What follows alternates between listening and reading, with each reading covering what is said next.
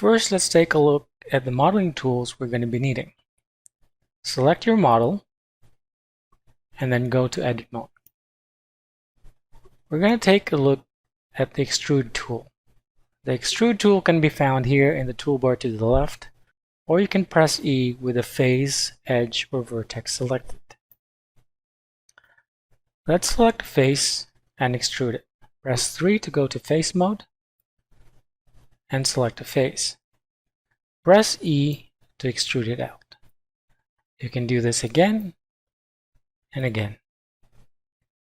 You can also select more than one faces to extrude.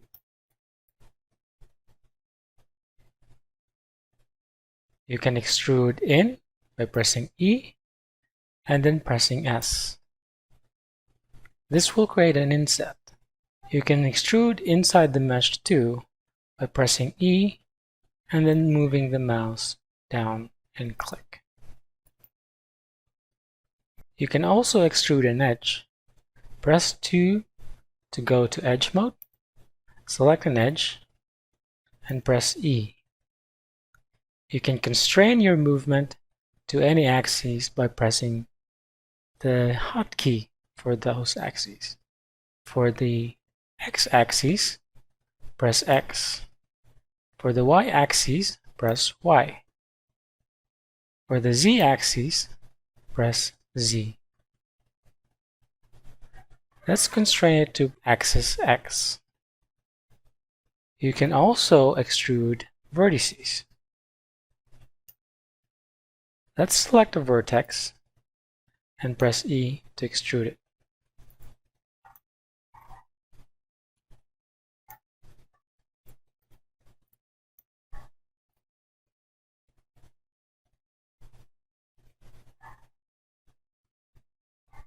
The next tool that we're going to take a look at is the bevel tool. Go to Edge Mode and select edges that we want to bevel.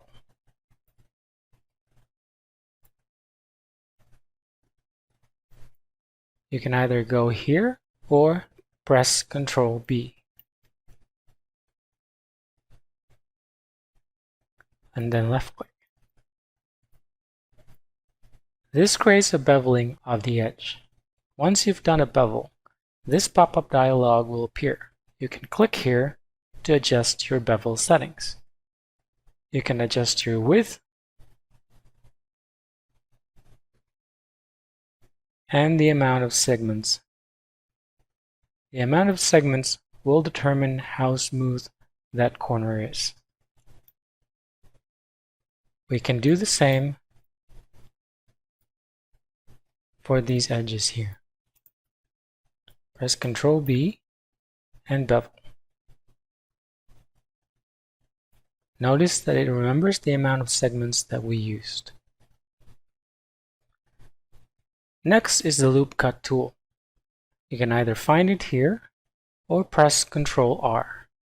To use the Loop Cut tool, hover over an edge and it will show you a preview of where the loop is going to be cut. Click and then drag to the area where you want the loop to be. Use the Loop tool again to make another cut.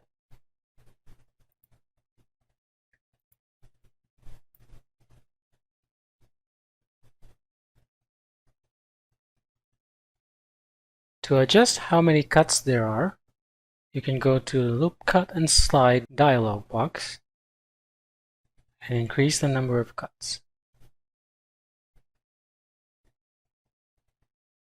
Notice that the Loop Cut tool does not exit after you're done. To prevent accidentally cutting your geometry where you don't want it, just click on the Select Box tool to exit the Cut tool. Or you can press W.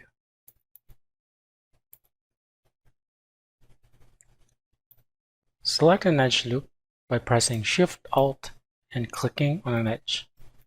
You can also press Shift+Alt on another edge to select another edge loop.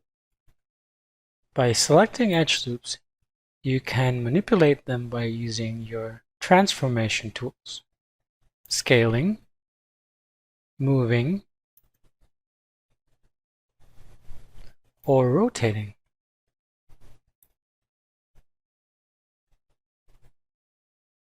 You can also use the bevel tool to create new loops from one single loop. Let's select this edge loop. Now press Ctrl B and then drag your mouse to create new edge loops. Just like before, you can adjust the amount of segments. Now we have 2 more loops. Another way you can extrude is by using the right-click mouse button to control the direction of the extrusion. Let's select these 2 edges. Click on the Z-axis so that we are looking at our object from the top view. Press E and click to extrude once. Now holding Ctrl while right-clicking will make extrude follow the direction of your mouse. This is useful for creating polystrips. Let's rotate back. To connect 2 edges together, select the edges and then press F. This will bridge the 2 edges, creating a new face. Select 2 edges and then press F. You can go to vertex mode to select your vertex and then press G to adjust its position. You can also connect 2 vertices together. Select 2 vertices and then press F.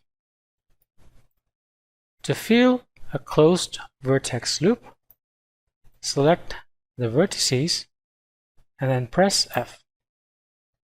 This will create an n-gon.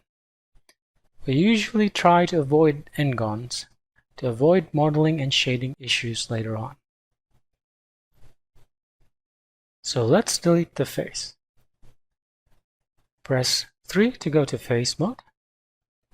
Select the face and press X and select only faces. This will leave the vertices behind. Let's go back to vertex mode. Select the vertices and then press Ctrl F and choose Grid Fill.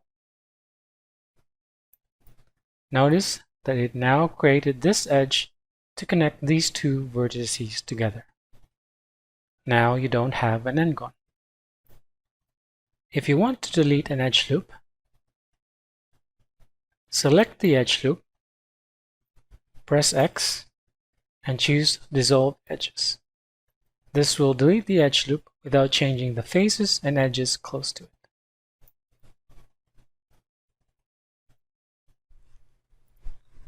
To slide edges on a surface, select the edge loop and then press G twice. This will let you slide your edge along the surface of the object. This can be useful when you're trying to change the shape of your object. So that's pretty much most of the basic tools that we're going to be needing. Let's proceed to creating our lamp.